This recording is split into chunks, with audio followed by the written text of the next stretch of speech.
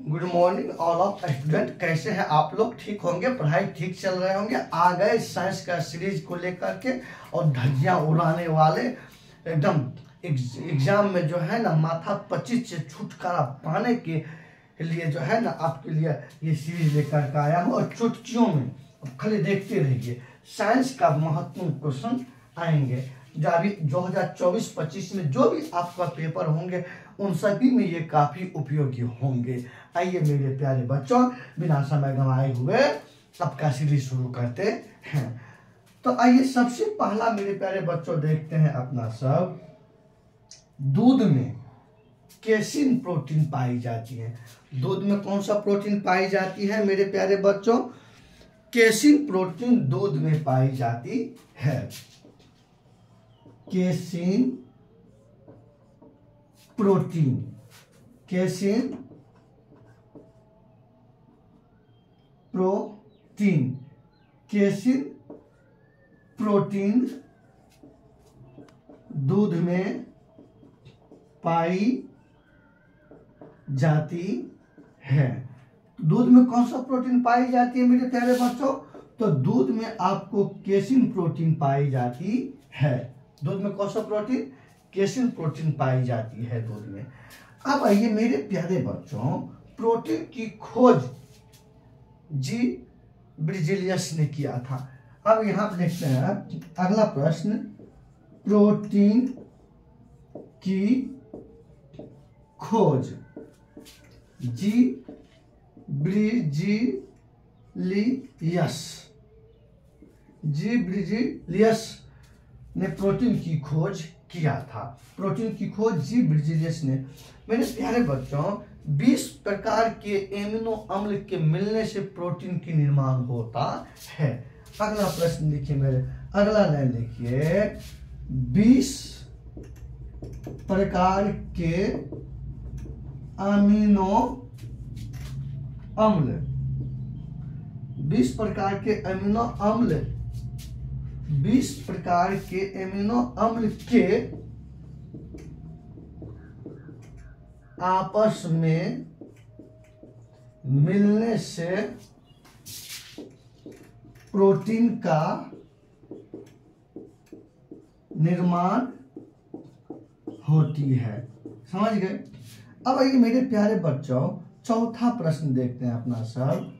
Operation flood या श्वेत क्रांति को ही इंग्लिश में ऑपरेशन फ्लड कहते हैं। वो संबंध है दूध से संबंधित है। लिखिए,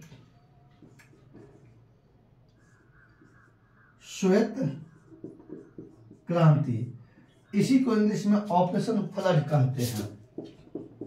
ऑपरेशन फ्लड या श्वेत क्रांति का इंग्लिश नाम क्या है? Operation flood. या इसका संबंध है दूध से। श्वेत क्रांति का संबंध है, श्वेत क्रांति का संबंध दूध से है। कहां? दूध से है।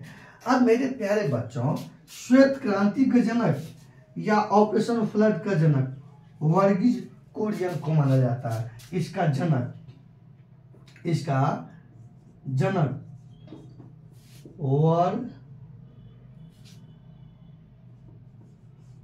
वर्गीज कुरियन, वर्गीज कुरियन, वर्गीज कुरियन को जन ऑपरेशन फ्लड का जनक माना जाता है। केसिन प्रोटीन दूध में पाई जाती है। प्रोटीन की खोज जी ब्रिजेलियस ने किया था। 20 प्रकार के एमिनो अम्ल के आपस में मिलने से प्रोटीन का निर्माण होता है। श्वेत क्रांति या इसी को इंग्लिश में ऑपरेशन फ्लड कहते हैं का संबंध दूध से है। इसका खोज किया था, इसका जनक वर्गीज कुरियन को माना जाता है मेरे प्यारे बच्चों। अब आइए मेरे प्यारे बच्चों, 5वां लाइन देखते हैं अपना सब। दूध से संबंधित जो भी आपके एग्जाम में प्रश्न बनते मैं वो सभी बता दिया। अब आइए देखते हैं मेरे प्यारे बच्चों, रॉकेट का परीक्षण, रॉकेट का परीक्षण, रॉकेट का परीक्षण रॉकेट का परीक्षण संवेग संरक्षण के सिद्धांत पर किया जाता है। संवेग संरक्षण के सिद्धांत पर रॉकेट का परीक्षण संवेग संरक्षण के सिद्धांत पर किया जाता है। रॉकेट का परीक्षण संवेग संरक्षण के सिद्धांत पर किया जाता है। मेरे प्यारे बच्चों, इसका स्क्रीनशॉट लीजिए, फिर आगे अपना सब चलते हैं।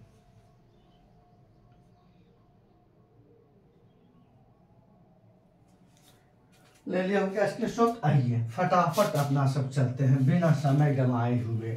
और आपका ये सीरीज साइंस का डेली बेसिस चलेंगे मेरे प्यारे बच्चों, टेंशन बिल्कुल मत लीजिए। अब आइए अपना सब आगे देखते हैं।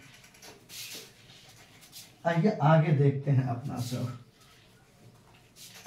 आइए अब आगे इसमें देखना क्या है मेरे प्यारे बच्चों, ध्यान से देखिए।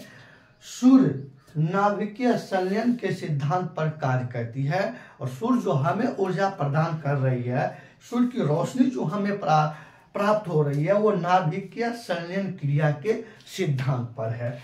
लिखिए यहाँ, सूर्य नाभिकीय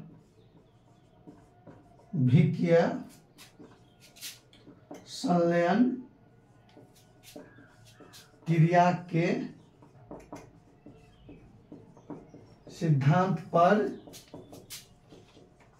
कार्य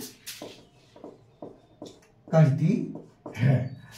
नाभिकीय संलयन का मतलब होता है जुड़ना। नाभिकीय विखंडन एक चैप्टर है, हम पढ़ाएंगे, आगे पढ़ाएंगे। क्या सूर्य किस क्रिया के सिद्धांत पर कार्य करती है या सूर्य किस क्रिया के सिद्धांत पर हमें ऊर्जा प्रदान करती है। तो मेरे प्यारे बच्चों, नाभिकीय संलयन, इसको अंडरलाइन कीजिए, यही तो मेन लाइन है।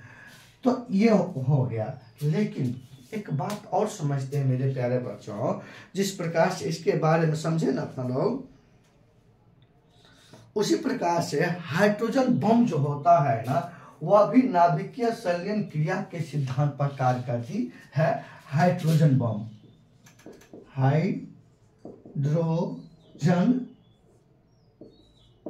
बम, हाइड्रोजन बम जो होता है, हाइड्रोजन बम भी जो है ना नाभिकीय संलयन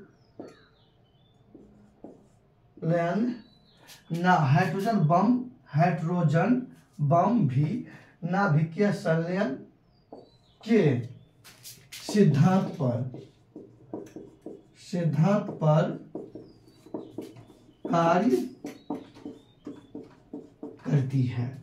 अब आइए मेरे प्यारे बच्चों, जब आ गया हाइड्रोजन बम लिए तो परमाणु बम लीजिए। परमाणु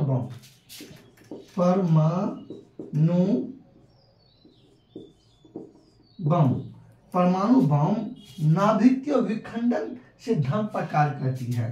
परमाणु बम नाभिकीय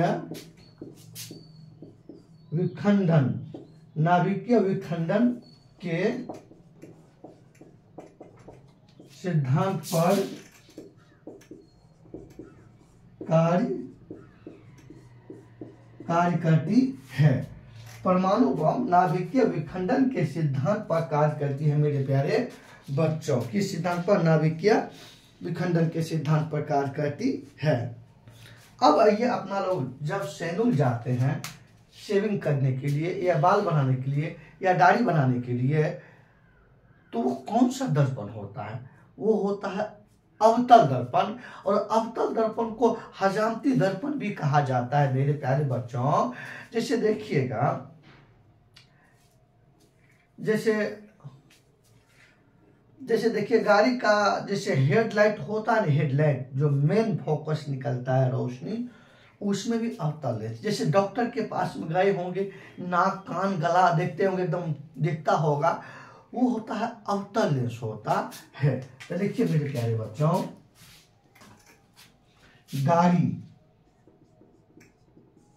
गाड़ी के हेड लाइट, डॉक्टरी सहायता के लिए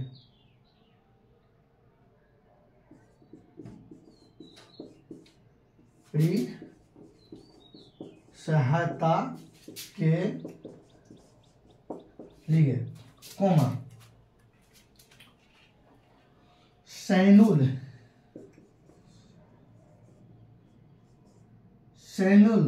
या ब्यूटी पार्लर